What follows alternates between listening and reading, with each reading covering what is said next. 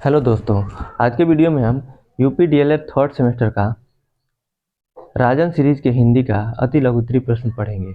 अति लघुत्तरी प्रश्न का ये पहला वीडियो है और एक ही वीडियो में हम लोग आज पूरा भी कर लेंगे इसको। तो आइए शुरू करते हैं। अति लघुत्तरी प्रश्न का पहला है, ये सब 2022 में देखिए पूछा हुआ है।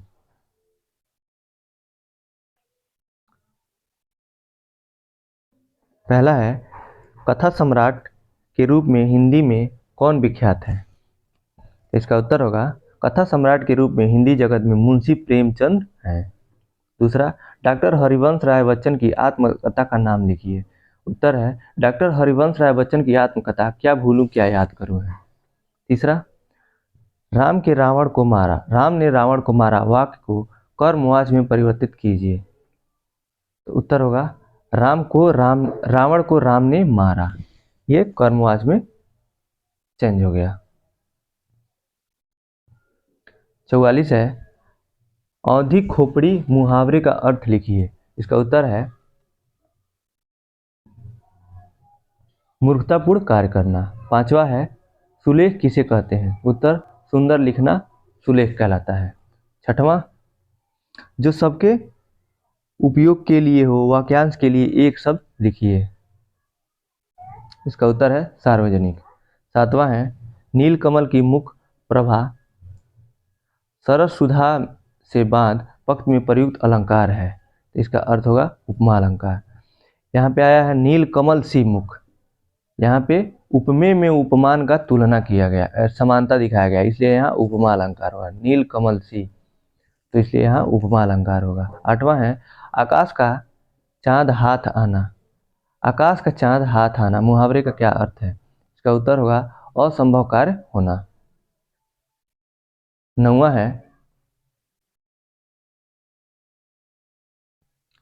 बीड़ा वादनी वर दे पंक्ति के रचयिता कौन है? इसका उत्तर होगा, सूर्यकांत त्रिपाठी निराला। प्रश्न 10 है, चतुर्दिक और यथाविधि शब्दों में प्रयुक्त समास के नाम लिखिए। इसका उत्तर होगा, चतुर्दिक शब्द में द्विगु समास है, क्योंकि यहाँ संख्या का बोध है, चतुर मतलब 4, यहाँ द्विगु समास होगा, तथा यथा शब्द में अव्ययी भाव समास होगा। यहाँ पे लग रहा है कि उपसर्ग जुड़ा हुआ है, यथा धन विधि यथा विधि, तो यहाँ अव्ययी भाव समास होगा। 11वां है, 12 बाट होना लोकोक्ति का अर्थ बताते हुए इसका वाक्य में प्रयोग कीजिए। इसका उत्तर हो, बंटवारा होना। तो इसका वाक्य प्रयोग है, राकेश अपने भाइयों से बाहर बांट हो गया। 12 बाट हो गया मतलब बंटवारा हो गया, इसका वाक्य प्रयोग हो जाएगा। प्रश्न संख्या 12 है, त थ द ध का उच्चारण स्थान क्या है? तो त थ द ध बोलने से ही पता लग रहा है ये दंत है। वैसे भी आप देख लेंगे ये त थ द ध किस वर्ग का है? क वर्ग, च वर्ग, त वर्ग, त वर्ग, यानी तीसरा आ रहा है ना। तो पीछे से देखेंगे, पहला क वर्ग का कंठ होता है, फिर तालु होता है, च के बाद क वर्ग, फिर च वर्ग, फिर तीसरे पे आता है त वर्ग। त वर्ग चौथे पे आता है, क वर्ग, च वर्ग, ट वर्ग, फिर त वर्ग। तो पीछे से आप देखेंगे तो पहले कंठ आएगा, फिर तालु आएगी, फिर मूर्धा आएगा, फिर दंत आएगा, तो इसका हो जाएगा दंत। त थ द ध, इसका उच्चारण स्थान दंत हो जाएगा। प्रश्न संख्या 13 है, आग और हाथी का तत्सम रूप लिखिए। उत्तर, आग का तत्सम रूप अग्नि तथा हाथी का तत्सम रूप गज होता है। अग्नि और गज। प्रश्न 14, उपकार के बदले किए जाने वाले उपकार को क्या कहते हैं? उत्तर, उपकार के बदले किए जाने वाले उपकार को प्रत्युपकार कहते हैं। प्रश्न 15, किस भाषा का स्वरूप अनिश्चित होता है? उत्तर, अनौपचारिक भाषा का स्वरूप अनिश्चित होता है। 16, देशज शब्द किसे कहते हैं? उत्तर, देशज शब्द वे शब्द होते हैं जिसकी उत्पत्ति अज्ञात अर्थात हमको यह ज्ञात नहीं है कि ये शब्द किस भाषा से लिया गया है। उदाहरण जैसे लोटा, खिड़की, डिब्बा, ढेस आदि, ये सब ये पता नहीं है कि किस सब्जेक्ट से आए हैं, ऐसे ही यूज में आते हैं, लेकिन इनका पता नहीं है कि किस भाषा से, सब्जेक्ट नहीं किस भाषा से आए हैं, तो इसको देशज शब्द कहते हैं। प्रश्न 17 है, तद्भव शब्द किसे कहते हैं? उदाहरण सहित बताइए। उत्तर, वे शब्द जो संस्कृत भाषा के हैं किंतु धीरे धीरे उनके रूप बदल दिए गए हैं और हिंदी में प्रयुक्त होने लगे हैं तद्भव कहलाते हैं। उदाहरण हाथ, आग, आम, नंगा आदि। प्रश्न 18 है, तत्सम शब्द किसे कहते हैं, उदाहरण सहित बताइए। उत्तर, तत्सम शब्द संस्कृत के शब्द हैं और ये शब्द अपने मूल रूप में हिंदी में प्रयोग किए जाते हैं। उदाहरण हस्त, अग्नि, आम्र आदि। प्रश्न संख्या 19,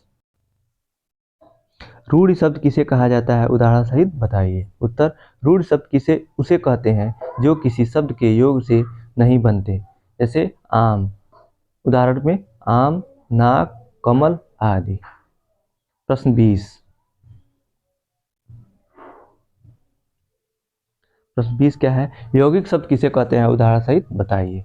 उत्तर, जो शब्दों के योग से बनते हैं वे यौगिक शब्द कहलाते हैं, जैसे विश्वविद्यालय, पुस्तकालय, छात्रावास। ये दो शब्दों से मिलकर बने हैं, जैसे विश्व प्लस विद्यालय, विश्वविद्यालय, पुस्तक धन, आलय पुस्तकालय, छात्रा धन वास, छात्रावास।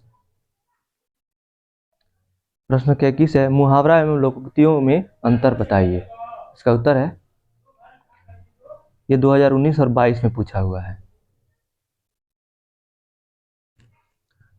मुहावरा और लोकोक्ति में अंतर, एक तरफ मुहावरा है, दूसरी तरफ लोकोक्ति के बारे में है कहावत। मुहावरा में पहला पॉइंट है, मुहावरे का स्वतंत्र प्रयोग नहीं होता है, और लोकोक्ति का स्वतंत्र प्रयोग होता है।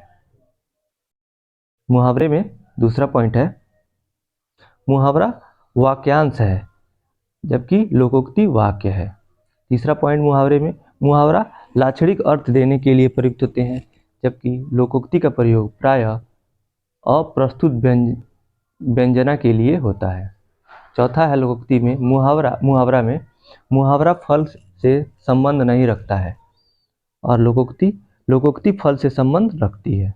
ये सब अंतर हो जाएंगे मुहावरे और लोकोक्ति में। ये अति लघुत्तरी में है तो आप 2-2 भी लिख देंगे तो काम चल जाएगा, वैसे यहाँ 4 दिया हुआ है। प्रश्न 22 है, सरल वाक्य किसे कहा जाता है। उत्तर, जिस वाक्य में केवल एक ही क्रिया हो सरल वाक्य कहलाता है, जैसे रोहन पुस्तक लिखता है, रोहित चाय बना रहा है। ये दोनों वाक्य सरल वाक्य हैं। प्रश्न संख्या 23 है, संयुक्त वाक्य किसे कहते हैं, स्पष्ट करें। उत्तर, वह वाक्य जिसमें 2 अथवा 2 से अधिक उपवाक्य हों और ये उपवाक्य किसी संयोजक जैसे और, आदि, लेकिन, किंतु, परंतु आदि से द्वारा जुड़े हों, संयुक्त वाक्य कहलाता है। जैसे मोहन को घर जाना चाहिए किंतु वह नहीं गया। जब किसी संयोजक चिन्ह से जुड़े हो और इसमें कोई 2 या 2 से अधिक उपवाक्य जुड़े हो, उसको संयुक्त वाक्य कहते हैं। संयुक्त मतलब होता है जुड़ा हुआ होना, तो ऐसे ही इसके नाम से ही स्पष्ट होता है कि जुड़ा हुआ होगा। जिस भी वाक्य में 2 उपवाक्य, तो उसको हम संयुक्त वाक्य कहेंगे। प्रश्न संख्या 24, अनौपचारिक शिक्षा केंद्र है, इसमें भरना है फिल इन द ब्लैंक में, इसमें क्या भरा जाएगा। अनौपचारिक शिक्षा केंद्र घर है, यानी इसमें घर भरा जाएगा। अनौपचारिक शिक्षा घर पे मिलती है। प्रश्न 25 है, स्वतंत्र लेखन से होने वाले लाभ बताइए। उत्तर, स्वतंत्र लेखन से होने वाला लाभ इस प्रकार है। पहला है, स्वतंत्र लेखन से रचनाकार के अभिव्यक्ति के कौशल का विकास होता है। दूसरा, स्वतंत्र लेखन से रचनाकार में कल्पनात्मक शक्ति का विकास होता है। तीसरा, स्वतंत्र लेखन से रचनाकार लेखक का बौद्धिक विकास होता है। चौथा, स्वतंत्र लेखन से रचनाकार के कार्य में दक्षता एवं प्रवीणता अधिक आती है। प्रश्न 26 है, ये 2018 में पूछा हुआ है। प्र और सु उपसर्ग लगाकर दो शब्द लिखिए। ये सेकेंड सेमेस्टर में भी था, फिर से यहाँ उपसर्ग और प्रत्यय इसमें भी है, थर्ड सेमेस्टर में भी पूछा है।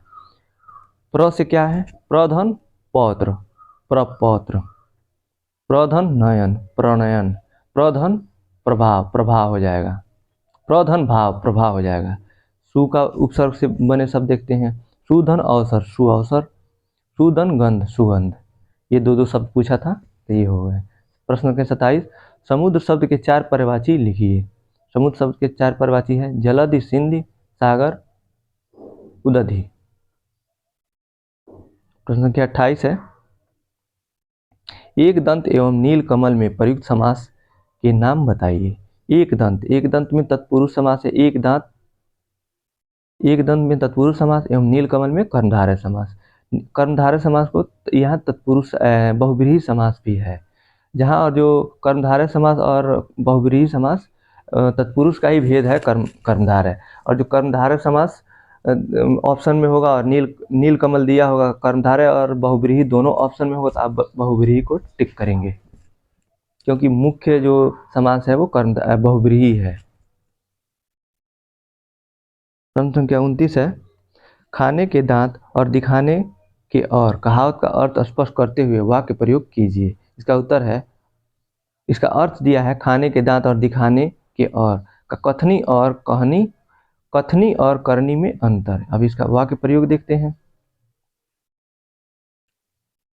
कुछ मंत्री अपनी संपत्ति की सार्वजनिक घोषणा करते हैं, किंतु फिर अपने रिश्तेदारों के नाम संपत्ति इकट्ठा करते रहते हैं। सचमुच खाने के दांत और दिखाने के और होते हैं। प्रश्न 30 है, कांकर पाथर जोरी कै मस्जिद लई बनाए, ताज चढ़ी मुल्ला भाग दे क्या बहरा हुआ खुदाए। इस पंक्ति में रचयिता कौन है? तो इस पंक्ति के रचयिता कबीरदास हैं। प्रश्न संख्या 31 है,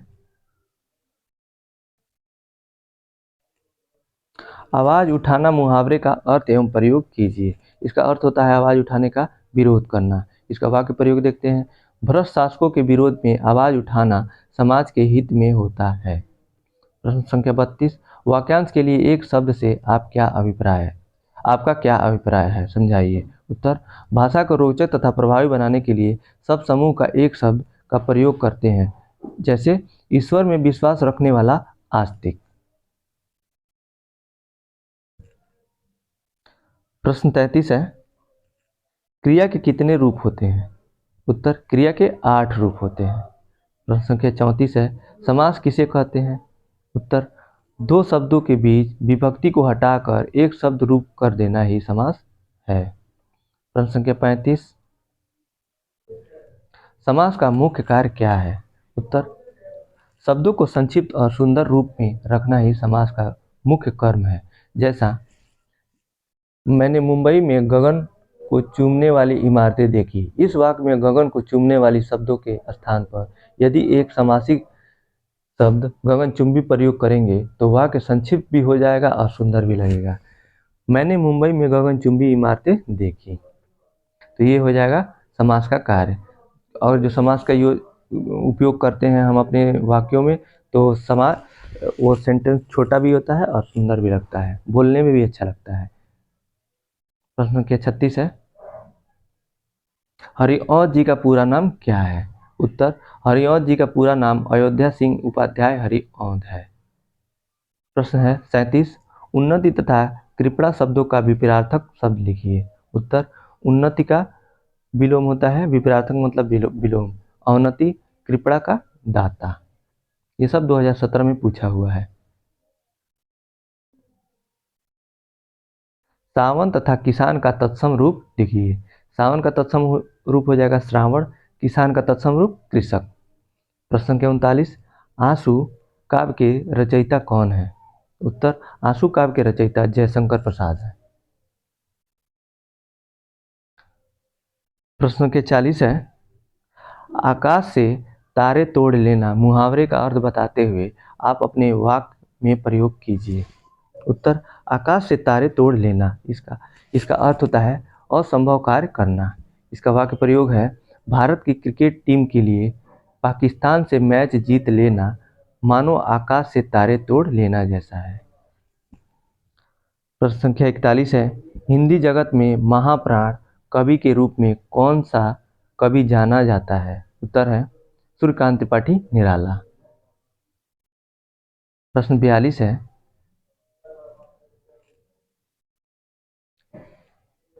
उछा और चितेरा शब्द का तत्सम रूप लिखिए। उत्तर, उछा का तत्सम रूप हो जाएगा उत्साह, चितेरा का चित्रकार।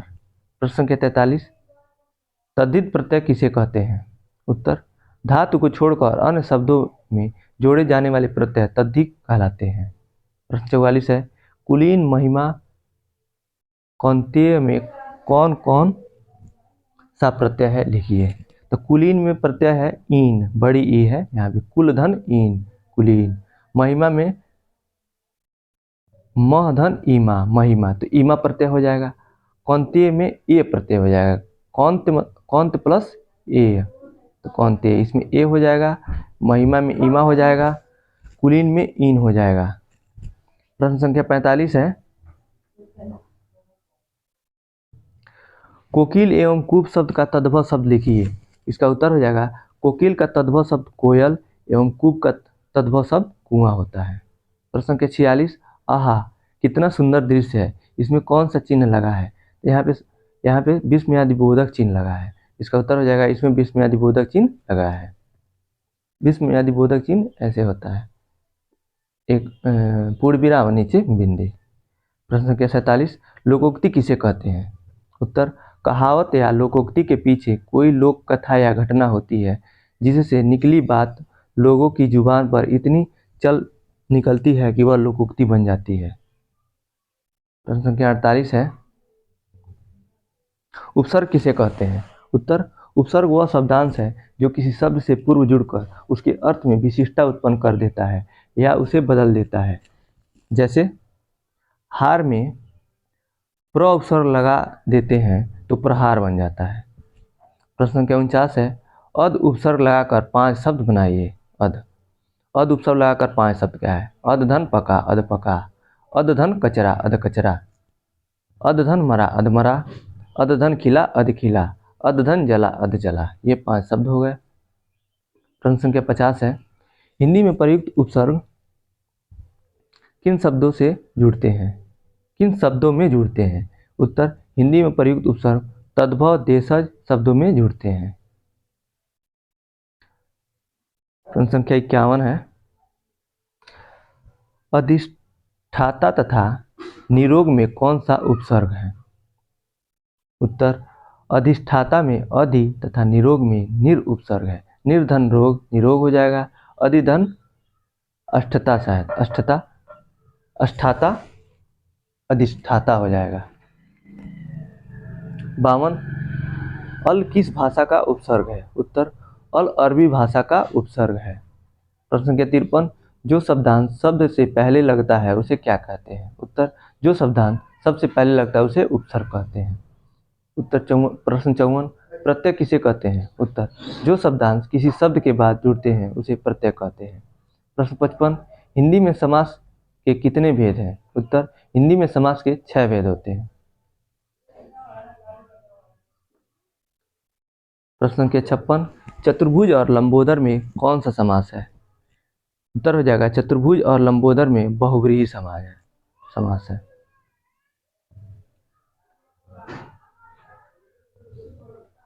यहाँ पे आप देखेंगे चतुर्भुज दिया है तो आप सोचेंगे कि चतुर्भुज यहाँ संख्या दिया है तो द्विगु समास होगा, लेकिन नहीं। चतुर्भुज मतलब 4 भुजाओं वाला, वो दोनों, ये दोनों पद मिलकर किसी तीसरे को की विशेषता बता रहे हैं, तो यहाँ बहुव्रीहि समास होगा। प्रश्न संख्या 57 है, षडरागत, अकाल पीड़ित और रामायण में कौन सा समास है। तो सब में ये तत्पुरुष समास है। षडरागत, अकाल पीड़ित और रामायण में तत्पुरुष समास है। प्रश्न संख्या 58 है, पंचवटी और त्रिवेणी में कौन सा समास है। तो दोनों में द्विगु समास है। पंचवटी 5 वटों का समूह और त्रिवेणी में 3, यहाँ भी आ रहा है संख्या और यहाँ भी संख्या आ रहा है, तो यहाँ पे इसलिए यहाँ पे द्विगु समास हो जाएगा। प्रश्न संख्या 59 है,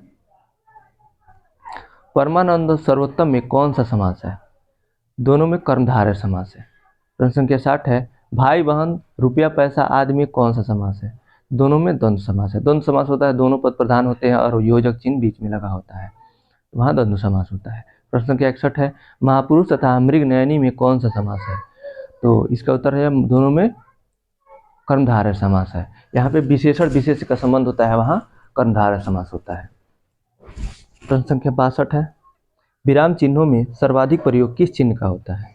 उत्तर, विराम चिन्हों में सर्वाधिक प्रयोग अल्प विराम चिन्ह का होता है। प्रश्न संख्या 63 है,